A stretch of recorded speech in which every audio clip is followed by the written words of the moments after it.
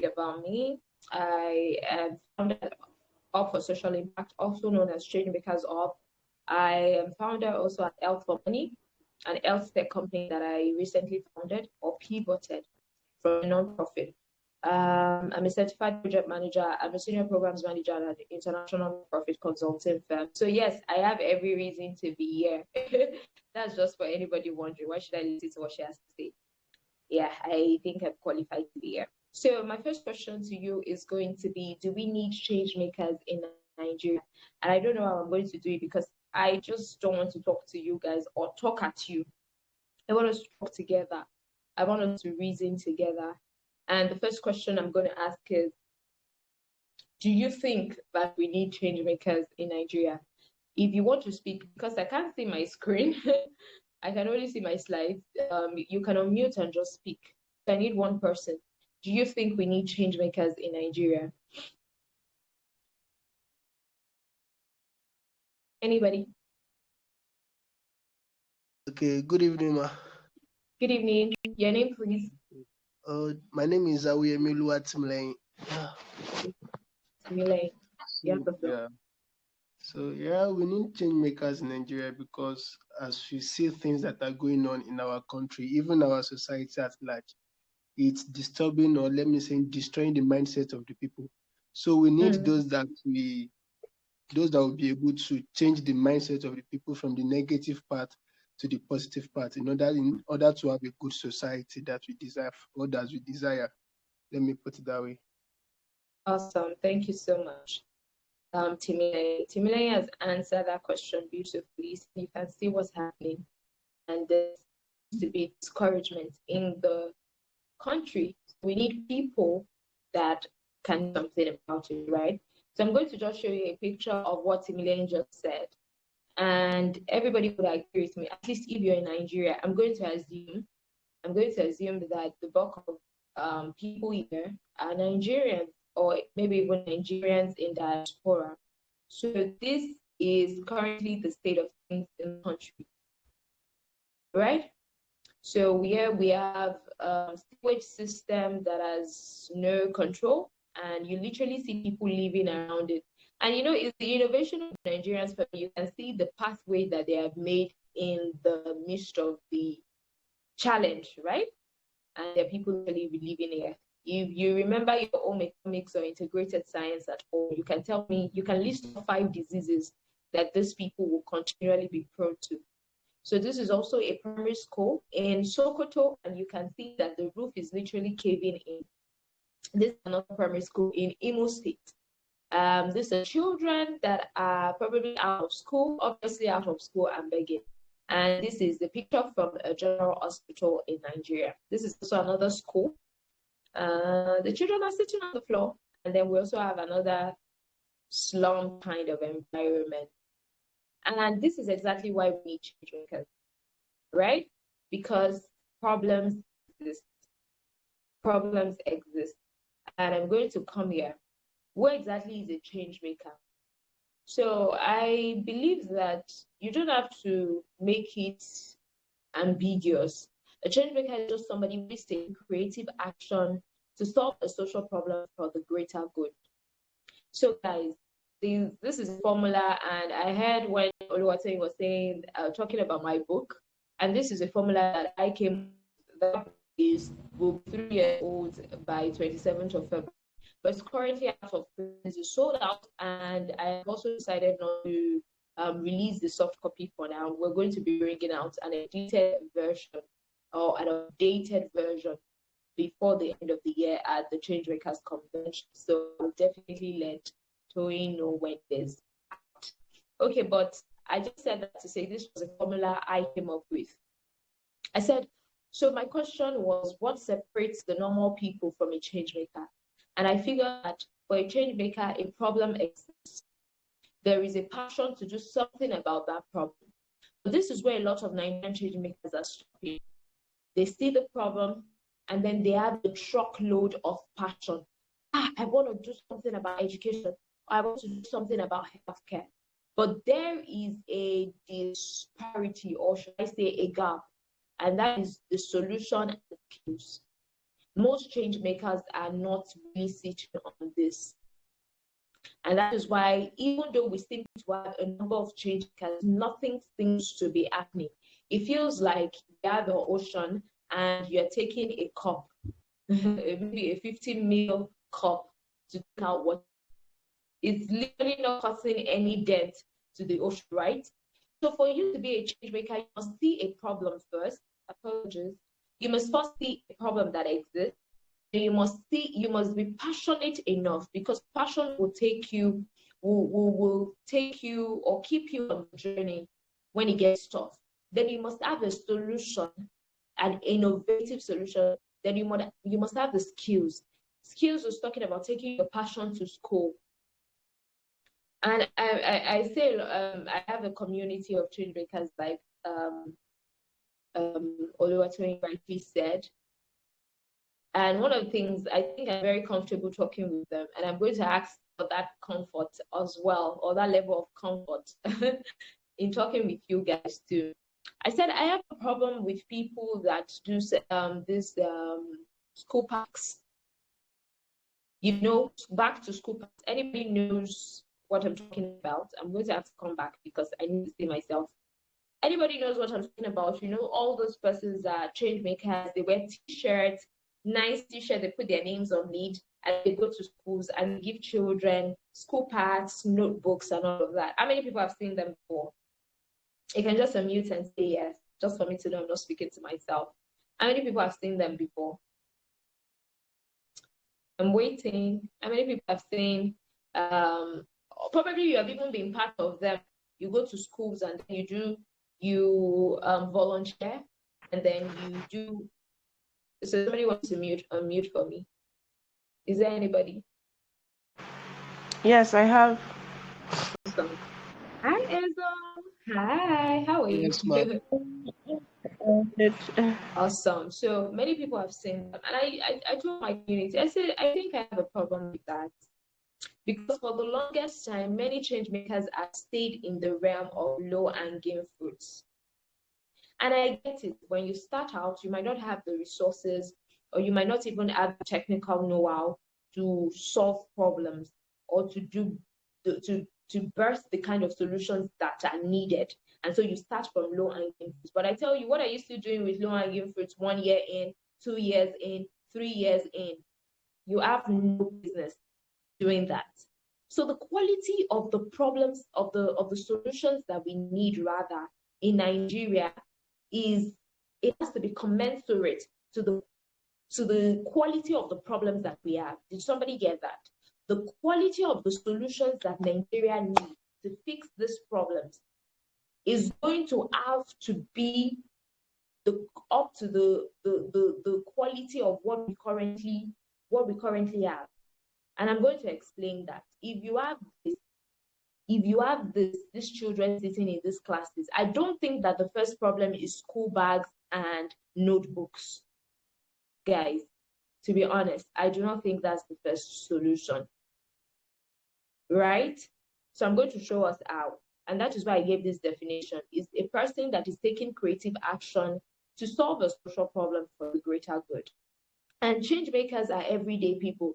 So I don't want you to think that it's just for some select few people, or some particular people that they speak some particular way. It is for anybody who is ready to take action, right?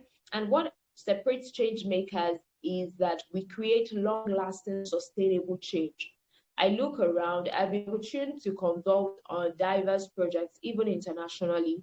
And one of the things that I see is that sustainability is very far from Nigerian solutions, or from the solutions that Nigerian change makers, some or most of Nigerian change makers are given. But guys, if we're going to get from year to year, because I see a lot of people talk about the problems, but I'm also asking you, do you see a possibility? What is the possible future that you see? So this is my own possible future. I see primary healthcare centers. I'm not talking UCH. UCH doesn't even look like this. I've been opportunity to work with UCH. I have a project that we used to do in partnership with their pediatrics department. And that's a tertiary institution, a tertiary health institution. It doesn't even look like this. But the goal that is before me, or many change makers should be, primary healthcare centers. So there are 3 levels of health. We have primary, we have secondary, and we have tertiary, right? Your primary healthcare center that is in your house, imagine it, that is in your area, should look like this. We are looking to having manufacturing companies like this so that their bad guys can become the China of Africa. We're looking to have schools with computers, with nice environments for the children to study. We're looking to have good roads like this. We're looking to have this medical centers, right? So if we're going to move from year to year, we need change makers. No, it's not only the government, because I know the next thing somebody wants to say, is it not because of our nonsense government? No. Even in systems that work, there's something called the third sector. So it's a partnership between the government, the third sector, and the office of the citizen, which is everyday people, to make sure that the country looks like this, right? Even in systems that work. Stay with me. So my question to you now is, what problem do you see? And I like this quote by Dr. Cindy Trim in her book Hello Tomorrow. And she says that your mind is an idea generating innovative machine. The mind has no leads, no limitations, except those that have been self-imposed. So the question you want to start asking yourself is, what are the limitations that you have placed on your mind? Me, I can't go to UNO. It's only for those people that went to private school. Me, can I even do something?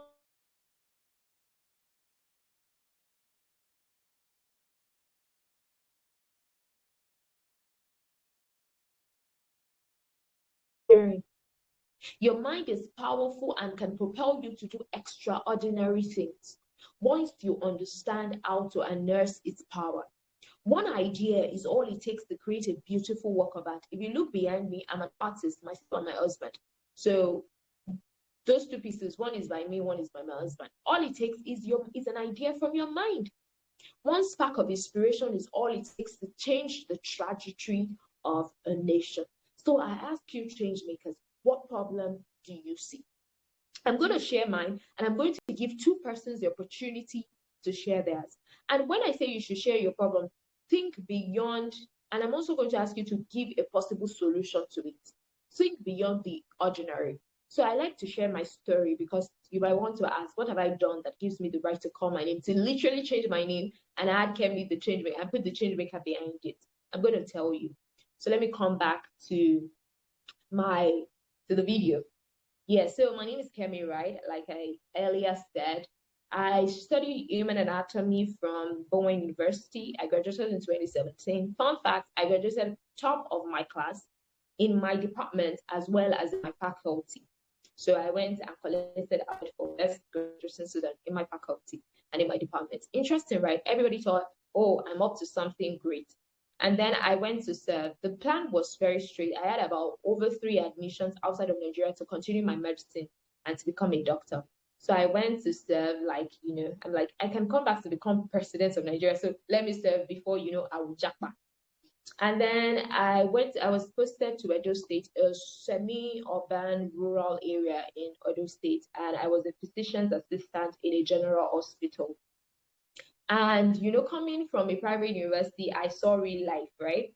I saw how people would be refused medical treatment because they couldn't afford to pay for their medical bills. And I'm like, why? Why can't you? Why would you? I literally saw people say, what they were telling them is, go and die. We don't care. So I would see people borrow. People would borrow to pay medical bills, or some of them would go home and either try trado medicine or whatever it was that they could do. And if something started to break my heart, I particularly remember a case of a woman, 2 persons actually. This woman was 58. She presented with advanced stage breast cancer. What I mean by that is her breast was literally rotting, and it was bad. And I'm like, Mama, how you take? Do they speak pidgin? And I'm like, how you take? They watch her like this may become like that. And she was like, the first time she presented in the hospital, they had started treatment and they couldn't afford cancer treatment, right? And they couldn't afford it, so she had to go back. She was sent back home, and she started doing trado, agbo, and stuff, herbs, right? And guys, this woman eventually lost her life because it was advanced stage, right? And there was literally little or nothing that the hospital could do for her. But then I started to think, how many mamas are there in Nigeria that are dying daily from preventable causes? People have died from malaria. In all of that person's life, the person did not see 12,000 naira or 10,000 naira to take care of themselves. So I got back to Southwest, and you can call it fate or destiny. While I was preparing to, pack my papers and go finish my medicine and, do good stuff, I saw another guy. I will call him Emmanuel. I saw him in front of Secretariat here in Ibadan, and he had a catheter. If you're a medical person, you know what a catheter is. That thing that they use to collect urine for somebody that cannot help themselves, they can't do it themselves. And this catheter was so dirty. In my mind, I was remembering the things I learned in school and how much or how many infections this guy can get from it. And I'm like, this guy was probably in his 28, maybe late 20s, early 30s. And I spoke with him. The reason why I even spoke with him was he spoke English to me and he was like, Auntie, please help me. And I'm like, why are you here? And he said the story. He was diagnosed. His parents couldn't help anymore. He was already becoming a burden. So he decided to take to the streets. And this was when I said, no, I'm going to do something about it. So I ditched all my Japa plans and stayed back in Nigeria to start a project called Health Relief. Crazy, ain't it? Okay, so we started Health Relief, and that was when we partnered with UCH and the pediatrics department, to be precise. And what did I do? I said, every sick person that cannot afford their medical bills, we're going to pay for them. Crazy. I know there's going to be a lot of crazy in my story. And that was what we started to do. That was what we started to do. After a year, we saved and to teach children. I literally have messages on my phone from parents saying, there was a particular case I remember, her name is Suliat. When she presented and the doctor saw her, the doctor had to call me to one side and say, Kemi, I don't think that you should go with this one. We don't think that a chance of survival is very high. I said, I want to go with this case. And we did. Suliat, at the time when I saw her, she couldn't hear me, so I had to raise my voice. The infection had affected her hearing. She couldn't really see and all of that. And if you go on our YouTube channel, you're going to see a video, a testimony of the mother saying that she had given up and she was seated outside. And they said, some people said they're going to help you. And she sent me a message and said, my daughter now wrote her GS3 exam and she passed in flying colors. This is for somebody that they thought that was going to die. All that thought. So it was good stuff we're doing, right? Good stuff. We're solving a problem. But I went back to the drawing table and I said 50 people, or more than 50 people actually, in a year. I said, I'm not impressed. This is not sustainable. For how long will I continue to raise money? We even came up with Art for Health campaign. That means we would sell artworks and then the money we would use it to pay for people. We had partners and all of that. For how long am I going to do that? It's not sustainable. And that was what forced me to move from being a medical doctor to saying I'm going to get a master's in public health to find out the root of health financing. I want to crack health financing. I want to crack health for all, improved quality of healthcare and affordable healthcare for every person. And that was how the journey started, guys. So it took a lot of research and we pivoted Health Relief to what we now call Health for Money. So for 200 naira daily, a market woman, somebody who is not literate, that does not have an HMO like most of you guys probably do, because if you work in a white collar job, and health insurance is supposed to be part of your benefits package, right? But because these people don't have access to information, they are in the informal sector. I'm like, okay, these are the people that need the solution, all right?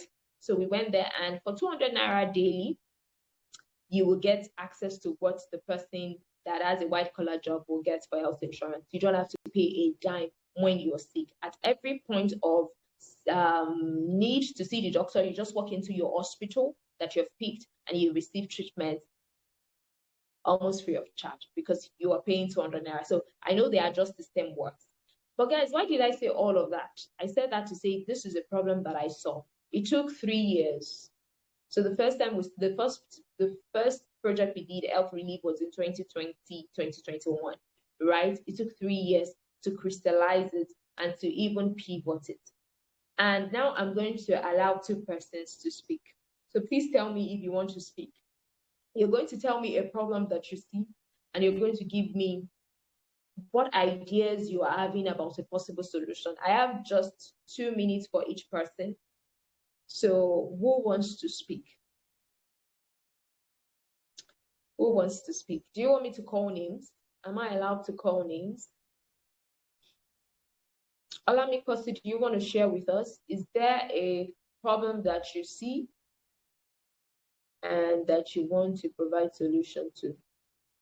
Ronke, Miracle, Favor, I'm waiting. Anybody wants to speak? Good evening. Good evening. Okay. Okay, I still came up again. Oh, so once again, my name is Awuyemi Timleng. So the problem I see started during that 2020, during the pandemic period of the thing. Though it was a kind of combined problems from parents and the children, whereby parents sometimes they just give birth. Sorry to say, I'm not a parent yet, but most of our parents did not really know what parenting is all about, which affects the life of the younger ones. And that's why most of them behave the way they behave. Sometimes you just be like, who is the parent of this child? You understand what I'm trying to say? So I firstly thought of, okay, let me put on a blog whereby I write about parenting and the likes like that. So I realized he doesn't work enough. Like, not everyone talk, not everyone read. Let me put it that way, not everyone read. So I started by interviewing parents around me. So with that, I tried to bring up some things together. So that was actually led to my organization that is called The Revolutionaries, whereby I realized that, okay, since our parents are making a lot of mistakes, then our generations should also not make the same mistake. So start by dealing with the mindset of the younger ones for a better society as large. So with that, started by visiting secondary schools. You understand? Visiting secondary schools for seminars, treating topics like cogent topics that deals with societal norms. You understand? Societal problems, treating it with them and making them to see the reasons why they should behave the way this way and the reasons why they should not behave this way if at all they want to have a successful life ahead of them, because they have a lot of potentials and the likes like that. Now, going beyond giving them that, I also had another plan of which was established last year by paying with the little I have. Actually, I'm a copper, so started serving. Though when I was still in school, I still started it actually. So paying the school fees of the younger ones, that's the primary school pupils, that's public school pupils, because I realized that most of these parents throw their children to school, most of them did not even have the ability or the capacity to pay. You understand? We can say that is a little amount of money. Yes, it is little, but at the same time, these parents are struggling hard to pay their school fees, most especially those that have no husband, or you understand those kind of things, those that their children and orphans and the likes like that. And me So you seeing pay children school fees. being chased, okay, me seeing children Oluwatimi, being chased out of can school. you hear me? Yes, yes, Can I you hear can hear me? So you. you pay the school fees of the children.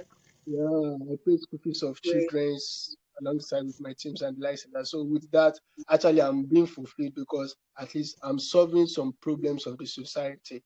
And Yeah. doing that, I'm telling the children also that these things is just a matter of grace. That by the time they grow up, also they can also do the same thing for others. So they take their life serious and go beyond the way they are. So Okay. I love it. Thank you so much, Oluwatimi. Thank you actually for being bold. I'm going to give Oluwatimi a gift after.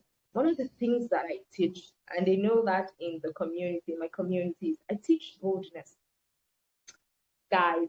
So there's a program that I'm doing. I'll be 27 on the 27th of this month. Don't mind me. I'm not the typical African. The typical African doesn't want you to know their age. I don't care. And this mentorship program. I'm doing this mentorship program, and one of the invited persons that I got to come, one of my friends, she's a PhD candidate in University of Western Illinois, and she just asked the question. And Nigerians, the average Nigerian doesn't want to talk. I've been saying since morning I came on this call. I've been saying I've been asking questions. Similarly has answered my two questions. And one of the girls was very vocal. Guess what? She sent her 50,000 naira after the call. And I always tell them so many other examples that I can give you. Somebody has won a scholarship. I'm not talking program, I'm talking scholarship for a master's outside of the country just from being bold and answering questions. So, and that's one of the points I'm going to highlight later on. To become a change maker, it starts with you. You cannot give what you don't have. Similarly, you might feel like, what am I doing? You don't pay school fees. I'm not even sure if I'm a change maker. I'm sure they're doing it. I want to do it. But he's bold enough to share a story with me. And I already said I'm going to give him a gift. You don't know what the gift is. It could be something big and it might not. But I just wanted to use that to teach something. Be bold about what you do, about what you're doing. Be bold, right? Okay, so Timilei, thank you. And one of the things I can do with Timilei, or what I'm hoping is after this call, that is able to put that program together beyond just what he sees, because he's saying, I feel like I'm doing my own small thing. I feel like I'm helping in my own little way. I want to be able to help him crystallize that solution to become something big that can change the lives of so many children and that becomes an institution. Because one thing we have to know in Nigeria or in Africa is the quality of the solutions that we have to build has to have something in it. It's called systems change, guys. Systems change. Yes, you will start small, but your goal is to affect a system. So the solution that I'm doing is to affect the healthcare system. What currently exists? We're currently in the final stages of a funding that was to get from the US aid. And what we're going to be doing is revamping primary health care. It's called the project Revamp. We're revamping primary health care system centers to look like that picture that I showed you guys. Let me go back to my slide. To look like this picture. To look like this picture. So in Erua, they will have this kind, and it will be their health workers will be trained to maintain it, guys. So I can't say, I'm just a small person in the back. Who know my mother? Oh, hey, no, don't do my own. No. Systems change. And if we can do it with one primary healthcare center, we can do it 10. We can do it with 20. We can do it with 100. We can do it 1,000. I think there are about 30 something thousand primary healthcare centers. So what problem do you see? And I'm still going to continue to use Timilei's case study. So Timilei, the first thing you want to do now is you want to attach your problem to a sustainable development goal. How many people have heard about the SDGs before? And I'm going to run now because my time is very, very short, but I have so much to share with you guys. How many people have heard about the SDGs before? Unmute for me. At least after now that I say I have free gifts, I expect that more people will want to unmute. Numa. Good evening. Who is that? This Faith. Okay, Faith. Hi. So have you heard of the SDGs before? Yes, ma'am. Awesome. Thank you, Faith, for responding. So the SDGs are 17 goals that was created to help us move towards sustainability, to help us move towards development. So they came together and they were like, there's so many challenges in the world, right? And we need to do something about them. So before it used to be MDGs. When that time lapsed and they saw that there wasn't progress, a lot of readjustments was done, and they came up with the 17 goals. And who can tell me how many years we have left to the fulfillment of the 17 goals? Anybody? Take it up. Anybody? Yeah, 5 years. Okay, I think we have Francis. 7 about years. 5 to 6 years. Okay, Faith said 5 years. Somebody 7 said what? years. 7 years. 7 years. I love it. So we actually have 7 years left. Yes, if you count this year. So by 2030, it is called the 2030 goal, right? By year 2030, the agenda 2030, they are expecting us to have met these goals. And under each of these goals, there's something we call indicators. So indicators are what they use to measure what the progress are like, for you to measure where you are. So I'm going to continue to use Timileyin as a case study. Who can tell me where Timileyin's solution falls here? Because one of the things you want to do is you want to attach your solution to the SDGs. One, for clarity's sake, for your own sake. Number two, so that you can find a place. Because to be honest, I don't think there's any problem that doesn't lie in this 17 goals. It was done by, the way when you want to do a policy paper or anything, they will bring experts, professors, and everything. So it took a lot of research for them to get here, right? So let us trust it. We trust the 17 sustainable development goals. So who can tell me where Timileyin's solution fall into, or problem? Because it doesn't really have a solution crystallized yet. Anybody? Let's run with me, guys. Into 1 and 3. quality education and one, no poverty. Awesome. I love it. So with that, Faith. Faith, thank you so much. So one of the things that I actually see very much is quality education for what Simile is doing. And education is beyond school. There's also an education that is trying to give to the parents, because everything starts from the house. It starts from the home. The quality of the people that you see on the streets today is the quality of the homes that you have. So Timile is educating the parents to do better, to raise their children better. Is also trying to make sure that the children stay in school by paying for their school fees, and is also educating the children to say it is possible for you to do, like Sudi Onokoya will say, how many people know chess in slums? He will say it is possible to do big things or huge things from a small place. That is what Timile is doing. And then I also see no poverty, which I like. What other thing do you see? Because no poverty is saying that if these people can do better, they can live better lives. It's trying to transform homes and thereby transform communities. I think that's the truth that I actually see. Yeah. Right. Okay. So I'm going to move on. So one of the things you want to do, start thinking about it. The first one is what? What is the problem you see? Right. The second one is what? Attach it to an SDG. The next thing I want to talk about is you cannot change the world if you have not changed yourself. Personal growth has to be one of the focus of the Changemaker, guys. See, it's a journey. When I started a couple of years ago, I have 7 years experience in the changemaking industry. But when I started to pivot or do it on my own and start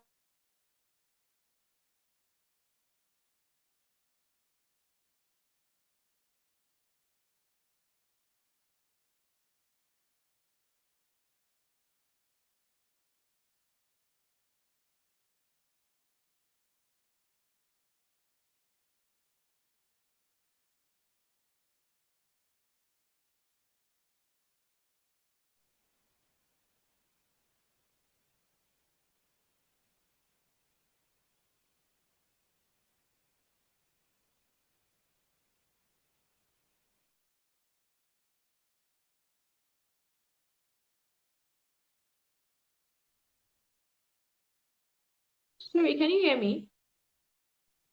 Yes, ma'am. Oh my God, I just got a message. Since when did you stop hearing me? The moment you started talking about personal growth. Thank you so much. I'm sorry about that. Please, once you stop hearing me, send me a message or just unmute. That's the only way, because I'm seeing just my own slides. So let me go back. I'm saying that you cannot change the world if you have not changed yourself. So what does personal growth look like? You need to become an action-oriented person. There's some people, they are dreamers, but they don't know how to execute. Nobody will do it for you. If you know that, you get the best ideas, you can dream for eternity, right? You can dream, but you're not a good execution person. Go get the skills to become a good execution person. It's your responsibility to go buy the book, 4 Disciplines of Execution. Right? Is that what it's called? Yes. How to get things done. That's another book. You have to be resilient. You have to be an optimistic and self-motivated. You can't join them to say, Nigeria, everything it have even tapped out for you people. You people can never make it. You can't be that person, because the things you say are a product of the things that you believe. You have to be a person passionate. Passion. You know this challenge. I'm going to share with my social media team. They should do this. Do you guys remember this social media thing where they will bring a bucket and then they will be pouring something into it? They'll be pouring water. They will say, this person is so fine. They'll pour plenty of water. This person doesn't have sense. They'll put small. Do you guys know what I'm talking about? Do you guys know that challenge? Smart.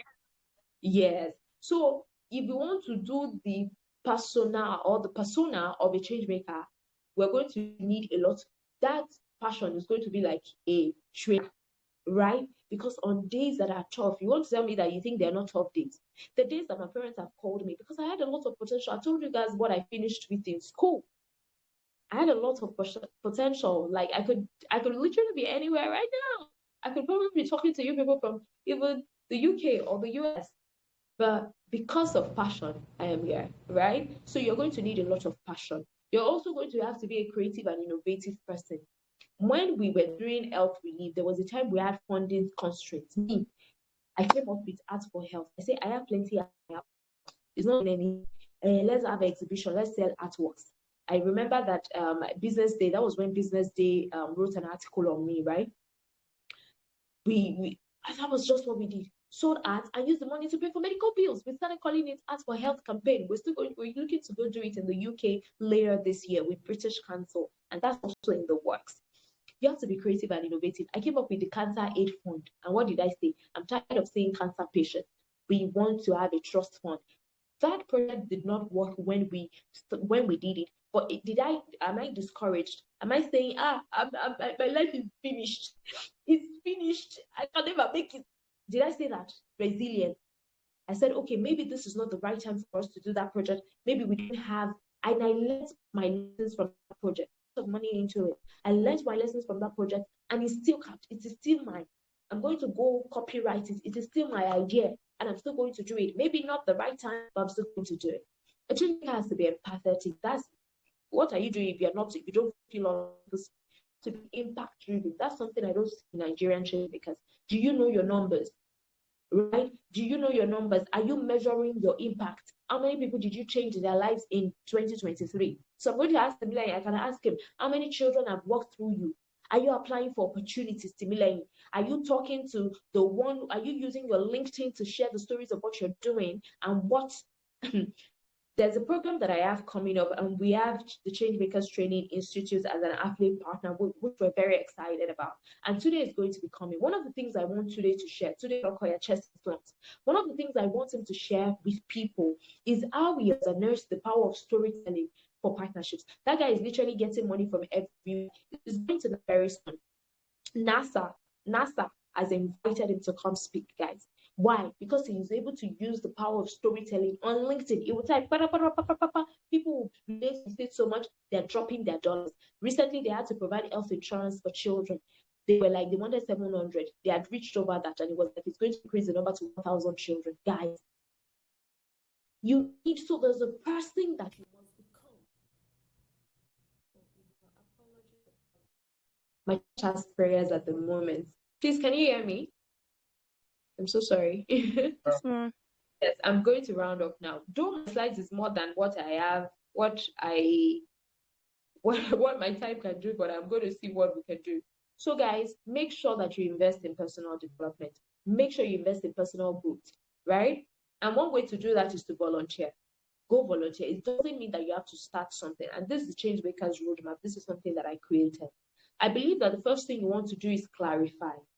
What is your pain point? What is your anger? And what is your passion point? Explain what mine was for you, for you guys. Then you need to define your problem statements. Define your problem statements. What exactly are we trying to solve here? So people, I see them today, they are doing education. Tomorrow they're in healthcare. And next tomorrow they're in gender inequality. I'm not saying you can't do all those things, but at a time, if you want to be effective, you're going to have to use the power of focus to streamline your energy because your energy is finite.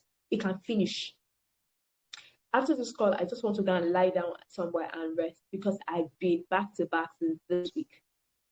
So you want to define your problem statement. And I'm going to talk about design thinking very soon. Another thing you want to do is you want to compare and contribute. Don't be so quick to say you want to start an NGO or you want to start something new. There's so many people, NGO starts in 3 years, they are gone. In 4 years, 5 years, 10 years, they're no more there. You want to research what currently exists. If your issue is you're not happy with the way education is, that research what currently exists in Nigeria. What currently exists? I'm still looking for somebody that is going to come and incorporate the Finland. Finland is believed to have the best education system in the world at the moment, right, guys? Please correct me if I'm wrong, but at least the last time I checked, I'm still looking for somebody that's going to say, what are they doing in Finland? The person is going to go there, do masters there, and come back to Nigeria and come and integrate what currently exists and works. Then you contribute to existing solutions by either volunteering or there's so many ways to contribute to existing solutions. Dream the possibilities of the idea. Then you now want to say, if you have something different, come create. I did not see what I wanted. That was why we created Health for Money. Our one competition that I see, and I don't see him as a competition, I see him as a mentor. You can go check them out. It's called Wella Health. But what we give is also different from what Wella Health does, because I've had to pitch Health for Money across time zones. Last year in December, Health for Money was pitched in Kenya. I couldn't make it, but the solution was pitched. All I had to do was send a video, and it was pitched. And guess what happened the next day? Investors were in my DM on LinkedIn asking that they wanted to invest. But that's not the route that I'm a spiritual person, so that's not the route that the Lord has asked me to go, right? And I'm like, no, we won't be taking that at the moment. Maybe in the later years, we will. So you don't have anything different. You have no business creating. Just go contribute. Just go volunteer. Just go partner with people to make sure that it works. Then another thing you want to do is collaboration. I don't see a lot of that happening in the Nigerian or African space. Everybody is a lone ranger. They're doing their own thing. So you see everybody silos, and then they have 5 people, they have 2 people, they have 10 people come together, build a solution together. That way we can merge resources, merge everything together, and it's better. Okay, so I'm going to run. There are 2 things I want to teach you to develop your own solution. Right? The first one is human-centered design. And this one is very simple. What this English, I'm going to share this slide with Oluwatoyin after so that she can share with you guys free of charge. It's okay. I'm going to share that with you guys just so that you can sit with it. Human-centered design is really saying, don't create something that they don't need. What many people do is that they have a solution in mind, then they go and look for problems. It is the problem that will make you find a solution. When we're building Health for Money, we literally went to the market. I went to go and meet market women. I start everybody. I start with them from morning till night, and I was asking the pictures on social media. If you want to go check it out, and I was asking, what exactly is the problem? How do you think? Some of them say, I will not give you my money. I said, okay, why won't you give me money? They say, okay, build here. Some of them are already our ambassadors. Guess what? We're launching this Q1, and they've been calling us. Hey, wow, when will you come so that we can start this thing? So don't build a problem, don't build a solution and be looking for a problem. It's like you have a ban your hand looking for soup. No. You have to go look for the problem, and then you will find a solution to it with them, together with them. There were many things that were not in our solution that those people told us. One of them was like, you need a stand in the market so that people can trust you. I said, okay, noted. I'm going to do that. Now they are ambassadors. One of them was literally just from us talking there. I said, my name too is Kemi and everything, my other name, Oripia or something. And she was so excited. She started taking it to all her friends. That's how you build a solution that lasts. I've heard of stories of where, was it the UN or WHO? I can't remember. One of these big organizations. They wanted to do, they said that these people, they don't have clean water. They went to go and do clean water, pipe, borehole, right? In that area. The women did not use it. Why? Because they like the time that they used to trek like how many miles, because that's the time they can gossip. That's the time they have time. Nobody shouting on them in the house and saying, Mommy, give me this. The husband is saying, give me that. It's their time of relaxing. Where women go to spa. Oh goodness. I mean, in meeting. The way we have self-care and women go to spa, that is the same way they use that trekking to the market to fetch water. So don't build a solution without the people that you're trying to solve for. The second strategy is what we call design thinking. I don't know what I'm going to do.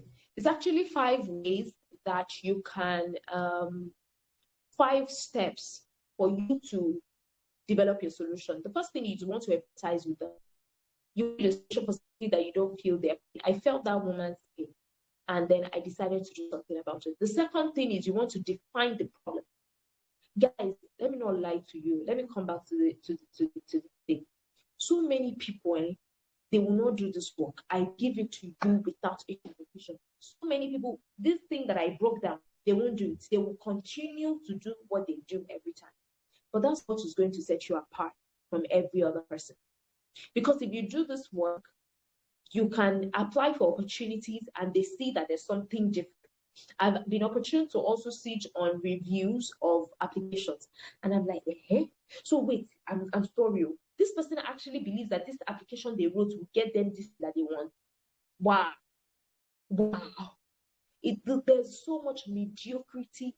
It stinks, actually. The mediocrity in Nigeria, it stinks. In applications, in CVs, it is bad. Don't even, then we're not going to be praying, God, do it for me. God cannot do it for you because God as excellence is an excellent God. He won't put his stamp on something that is not good enough. You need to get better. You need to get better. So yeah, do this work. Empathize. Define the problem statement. Ideate. This is where you now start thinking. Look at it here. Combine all your research and observe where your users' problems exist. Go and see them. Why are those schools falling apart? What ministry is in charge of schools, of public schools not looking dilapidated? Go do your research. Then you can now define. You have crazy ideas. I have many crazy ideas. It is then you will now start testing with them, providing it to them. Then you'll be able to build a prototype. A prototype is what we call an MVP, a minimum viable product that you can test. This is where you now test. You can test.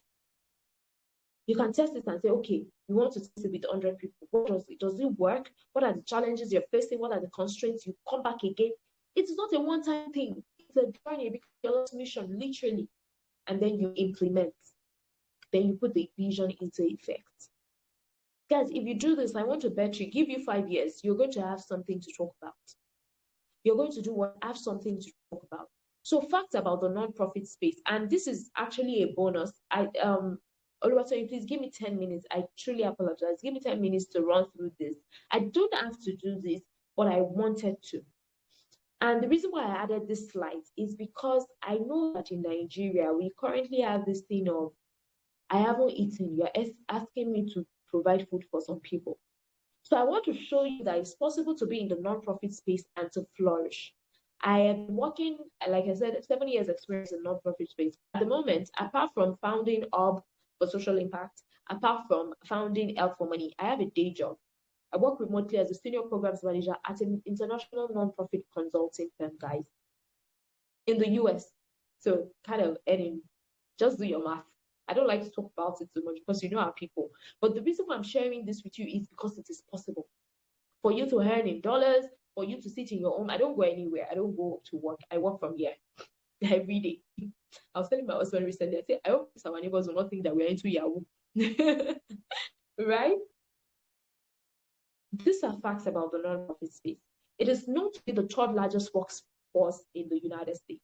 Look at the money that it brings in, over $1 trillion. It is known to bring in 5% of the GDP. There are over 10 million nonprofits in the world. Nonprofits employ 10% of the US workforce. Nonprofits employ 7.4% of the worldwide workforce. There's 70% of the staff at international nonprofits who are paid. You know, there's this thing they think that when you're working in the nonprofit space, you are Mother Teresa, you can never make it. You are going to be hungry all the days of your life. You're going to be using your money to pay for things. No. 70% of the people that work in international nonprofits are paid. I have so many friends. I have friends that work in UN Women. I have friends that work in big multinationals, United Way. I have people that work there. So what am I saying? I said all of the above to say that there is space for you in the non-profit space. And these are career options. You can be a project manager. I am a programs manager. So because I manage many projects across I currently manage a team across 3 continents. That is Africa, South America, and Asia, right? You can be in administrative, you can be a coordinator, you can be into grant writing. I make a side also from grant writing, at least 500 to 1,000 USD every month from grant writing. It's just something I do on the side. You can be a bookkeeper, you can be in procurement, you can be a community manager. Social media management is also in non-profit space. There's so many people that are ready to pay you for the things that you can do, right? So don't limit your mindset to what is possible to being a change maker. You don't have to start your own. You can be working for international NGOs and they will pay you in dollars. So extra resources I want to share with you is start applying for opportunities. One of the things that I'm hoping that the Changemakers Training Institute, which I'm very excited about, this thing that Oluwatoyin has started, and I'm praying that it succeeds, is probably sharing opportunities. We currently do that in the Changemakers and I'm happy to share. You can go online. Actually, if you go on my page, Kemi Changemaker, you're going to see we shared 50 opportunities just this evening. Apply for this opportunity. Learn to apply better. YouTube is your best friend. Google is your best friend. How to put together my CV. volunteering. Volunteer is great because Isol is here and she's the founder of Eminent Services. And one of the things they do is volunteering, right? They will help you know how to volunteer better, what to do and what not to do. Another thing I want to tell you to do is take your personal brand and LinkedIn seriously. Guys, I'm not going to lie to you. Almost every week, okay, let me be realistic, maybe once in every 2 weeks, I get recruiters asking me to come, trying to poach me for a role. If I can share my screen, if not because of time, I will literally show you. I've gotten a job of 80,000 to 100,000 annual, what is it called? Annual salary from LinkedIn, just because you build your personal brand. Then networking and partnerships is very important. Don't be an island. Get to know other people. What's the max they will say? No, yeah, bye bye now, and you move to the other person.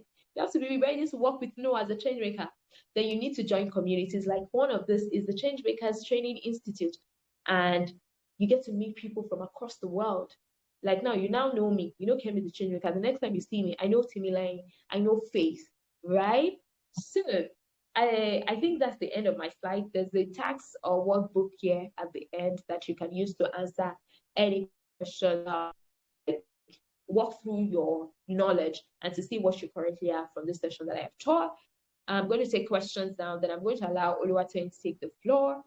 I'm sorry that I ate into the time, but I'm glad that I was able to finish my slide. Oluwatoyin, you have the floor, or if we have any questions. Guys, how was this session for you? I need 2 persons to unmute and tell me before I give the floor to Oluwatoyin. How was this session? Was it any good? Or was your 1 hour, almost 1 hour wasted? Who wants to unmute for Good me? evening, Ma. Good evening. Yeah, the session is enlightening. I've learned a lot tonight, and I'm going to implement all that I've learned tonight. Thank you, Ma. Awesome. Thank you, Faith. Any one more person? It has been very mind changing, ma. It has been very enlightening. Thank you so very much. It was very Okay. enlightening. Can you guys hear me? Can you hear me? Yes, ma. Okay. So I think it was Faith that I heard last before my network decided to. So I think I'll just hand over to Toyin now if we have any questions.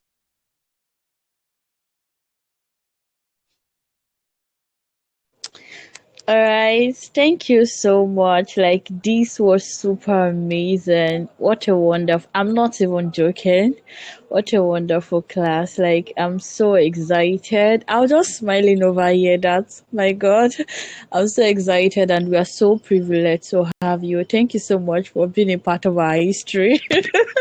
Thank you so, and thank you for teaching wholeheartedly. You're such an amazing teacher.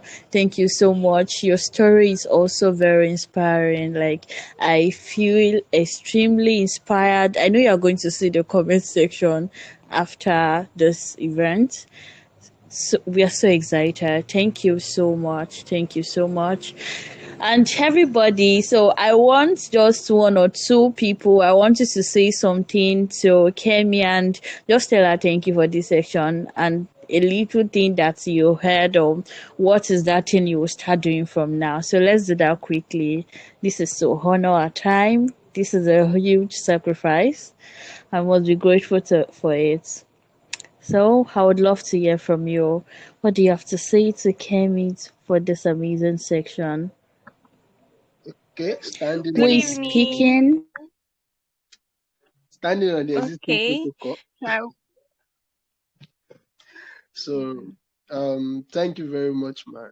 Actually, I'm a kind of person that I always love to work on my pace. But now, tonight, you've shared the light that I should try my possible best to connect with others because so seriously to actually connect with others is very, very hard for me. I would not lie. That's why I always love to do the little things I can. And be on my way. Like, but tonight I will try on my possible best, starting from tonight, see how I can work on it and how I can. Though I'm a volunteer in others aspect, but I will do more to serve as a volunteer and connect more to other people. Thank you, ma'am. Thank you. I think Faith also has something to say. So let's hear you. Good evening. Thank you very much, ma. This class has been really enlightening for me. I was really anticipating it. So one of the things I learned tonight is to attach your problem to an SDG. And another thing I will do this from this night is I will read the book you recommended for discipline of execution. Thank you, ma. Thank you. It shows you are paying attention. So wonderful. I'm going to reach out to the both of you after this event. Thank you so much. We're so grateful. Thank you so much. The replay is going to be on YouTube. And I want to believe every one of you had an amazing time here. Once again, from all of us, we say thank you so much, Kemi. We are so grateful. So good night, everyone. See you next Friday for the second section. Bye.